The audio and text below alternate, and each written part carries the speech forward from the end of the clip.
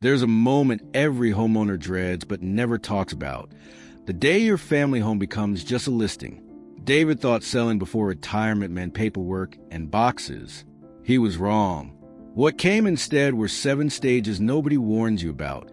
A stranger measuring his memories in square feet. A fight that was never really about what it seemed, and one final night, alone in an empty house, that changed everything he thought he knew about home. This is David's story. But by the end, you'll know it's yours too. David has said it for 6 months now. The market isn't right yet. Some weeks it's the interest rates. Other weeks, it's the neighbor's house that sold too low, or the fence that needs fixing first, or the paint peeling near the garage door. Small, reasonable, forgettable excuses. Tonight, he's in the garage again, not fixing anything urgent, just tightening a hinge that was never loose. His wife watches from the doorway, arms crossed, saying nothing. She stopped asking weeks ago why he keeps finding reasons to stay. Because the truth is simpler than any excuse he's given. David isn't waiting for the market to shift. He's waiting for himself to be ready. And some part of him already knows that day may never come on its own. This house held every birthday, every argument, every 2 a.m. feeding, every whispered we'll figure out. Selling it doesn't just mean signing papers and handing over keys. It means admitting out loud that a chapter is closing, one he was never taught how to close. But some decisions don't wait patiently for us to feel ready. 3 days later, the phone rings. His wife picks it up, listens quietly, then turns to look at David, her expression unreadable. They want to see the house this weekend. David sets down the wrench. The hinge, he notices, was never really the problem. The appraiser arrives at 9 sharp, clipboard in hand, moving through the house like he's done this 1,000 times. Because he has. David follows a few steps behind, hands in his pockets, watching a stranger walk through rooms that raise his children like they're nothing more than square footage waiting to be priced. 1850 square feet, the appraiser says, tapping the wall. Original fixtures, that'll need updating for resale. He runs a hand along the kitchen counter David installed himself one weekend, 14 years ago. On the same afternoon, his daughter learned to ride a bike in the driveway outside. Dated, the appraiser mutters, already writing it down. David opens his mouth to say something. That counter took 3 tries and a trip back to the hardware store that his daughter did her homework on it every night for a decade. The crayon stain from her first project still faintly visible near the sink. But the appraiser has already moved on. None of it fits on the clipboard. At the front door, he shakes David's hand without quite looking at him. I'll have a report by Friday. David closes the door slowly, then just stands there. He glances back at the counter. The crayon stain, the window his daughter used to press her face against, waiting for the school bus. To him, it was a home. To the report, it was just a number. And for the first time, David wonders which one is actually true. The attic hasn't been touched in years, and the dust proves it. David climbs up first, flashlight in hand, while his wife waits below with empty boxes and a plan to move fast. Just the essentials, she calls up. We don't have time to get sentimental about every little thing. David finds the box first. Faded marker on cardboard. Kid stuff. He almost sets aside unopened until his hand brushes something hard beneath old newspaper.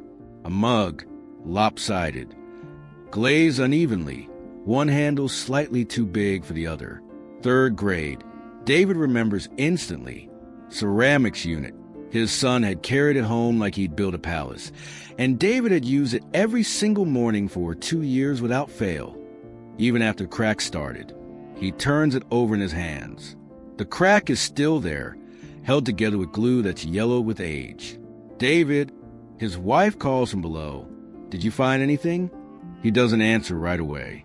He's still holding the mug, thumb tracing the crack. 30 years compressed into one chipped piece of clay. David, we need to keep moving. Yeah, he finally says, coming. But he doesn't move. Not yet. He sets the mug down gently at the edge of the box. Not inside it. Not in the donate pile either. just beside it, as if he hasn't decided yet what a mug like this is actually worth. Some things, David is learning, don't sort easily into boxes. The mover said it plainly. The piano stays or the price triples. It's heavy, awkward, barely playable anymore. Half the keys stick, and nobody's touched it seriously in 15 years. It's just a piano, David. His wife says, arms crossed in the doorway. We can't justify the cost. It's not just a piano. His voice is sharper than he means it to be. He learned for a lease on this. You cried at his first recital. I remember, she says, quieter now. But memory doesn't need the actual piano to survive, David. We need to survive this move. So we just leave it, like it never mattered? That's not what I said. It's what you meant. The silence after is heavier than anything either of them said. David walks over, sits on the bench that groans under his weight now. He presses one key, the same one his son always got stuck on, the F that never quite recovered from being hit too hard, too many times. The note comes out flat, warped, exactly as broken as he remembers. His wife's arms uncrossed. She sits beside him, hip against hip like they used to sit years ago, and says nothing, because neither of them was really fighting about the piano. They were fighting about everything the piano refused to let them forget. Nobody calls it a goodbye party. That would make it real. Instead, it's just one more barbecue before summer ends. The same backyard, the same folding chairs that have hosted 20 years of these evenings, the same grilled Davids had since the son was in diapers. The neighbors show up like always. Mike brings his usual six-pack. Linda brings a salad nobody will eat. Someone's kid runs through the sprinkler exactly like David's kids used to. David stands at the grill, tongs in hand, laughing at something Mike says about the Sunday lawnmower schedule, a joke they've made 100 times, one that only makes sense because they've been neighbors for 2 decades. Same time next month? Mike asks, grabbing another burger. David opens his mouth to explain that there won't be a next month. Not here, not with them, not like this. Yeah. David hears himself say instead, sure. He doesn't know why he lies. Maybe because saying the truth out loud would turn the evening into something heavier than burgers and lawn jokes. Maybe because some goodbyes are easier when nobody admits that's what they are. Later, as the last car pulls out the driveway, David stays on the porch a moment longer than usual, watching taillights disappear down the street he's known his entire adult life. Nobody said goodbye tonight, but somehow everybody meant it. The realtor's office smells like fresh coffee and new carpet. Nothing like home. David notices this before he notices anything else. Like his mind is stalling, looking for reasons not to sit down. Just a few signatures, the realtor says, sliding the stack toward him. Won't take long. She's right. It won't. That's the part David can't get past. That 30 years can end in less time than it takes to boil an egg. He picks up the pen, pauses at the first line, where his name waits beside the word seller, a word that feels wrong, like it belongs to someone else. He was never selling. He was just living there. His mind drifts uninvited to the day they moved in, carrying boxes up the same front steps, laughing because the couch wouldn't fit to the door on first try. 30 years ago, a different David, one who had no idea this exact moment was already waiting for him somewhere down the line. He signs the first line, then the second. By the third, his hand moves faster, almost eager to be done, as if some part of him wants to outrun the weight of what he's doing before it catches up to him. The realtor collects the pages, tapping them straight against the table. That's everything. David sits there a second longer than necessary, staring at his own signature, surprised at how ordinary it looks for something that just changed his entire life. The moving truck pulled away an hour ago. David told his wife he'd lock up. She went ahead to the new place, exhausted, ready to be done with all of it. But David isn't ready. Not yet. He walks through the empty house alone, and the first thing he notices is the sound, his own footsteps. echoing off bare walls a way they never did when furniture and rugs and 30 years of stuff used to swallow the noise. He's never heard this house like this before, hollow, exposed, honest. In the living room, faint outlines mark where the couch sat for 2 decades, a shadow slightly lighter than the surrounding wall. Sun faded around in absence. David stands where the couch used to be, remembering Sunday mornings, his kids piled on top of him, cartoons on too loud. He walks to the kitchen. The counter is bare now. No crayon stain, no coffee rings, just a stranger's blank slate waiting for someone else's life to begin. Upstairs, his son's old room. A single nail still in the wall, where a poster hung for 12 years.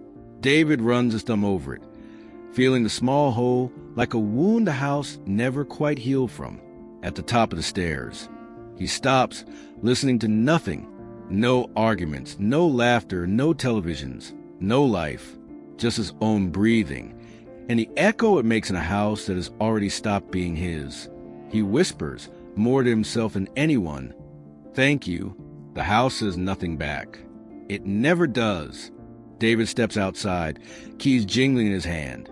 Keys that stop being his after tomorrow. The moving truck is long gone. Behind him, the house stands empty and silent, already beginning to feel like someone else's memory instead of his own. He turns to look at the number on the door, 214. He's seen that number 1,000 times without ever really seeing it, on packages, on pizza boxes, on the day the inspector came to check the wiring. Tonight, it looks different, like the final line of a book he spent 30 years writing, without realizing he was writing it. His hand finds the porch light switch, worn smooth from years of late nights, early mornings, 1,000 small returns home. He installed this switch himself, the same weekend his son took his first steps just behind him in the living room. He doesn't rush this moment. His thumb rests there a second longer than it needs to, because some part of him understands this small motion carries more weight than any signature ever did. Then gently he flips it off. Darkness settles over the porch where he once waited up for his kids after prom, where he shoveled snow every winter without complaint, where his wife once told him she was pregnant, both of them laughing and crying in the same breath. David walks to the car without looking back. Not because he can't, but because for the first time, he finally can. The engine starts. In the rear-view mirror, the house shrinks smaller, dimmer, until it's just another porch light on just another street. Ahead of him, headlights, a new key in his pocket.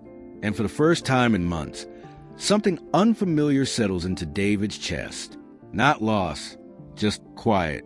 If you ever turn off a porch light for the last time, if you've ever stood in an empty room and heard your own footsteps like a stranger, you already know this story didn't start with David. It started with you. Tell us in the comments which stage hit you the hardest. And if this video found you at the right moment, hit subscribe, because David's story continues, and so does yours.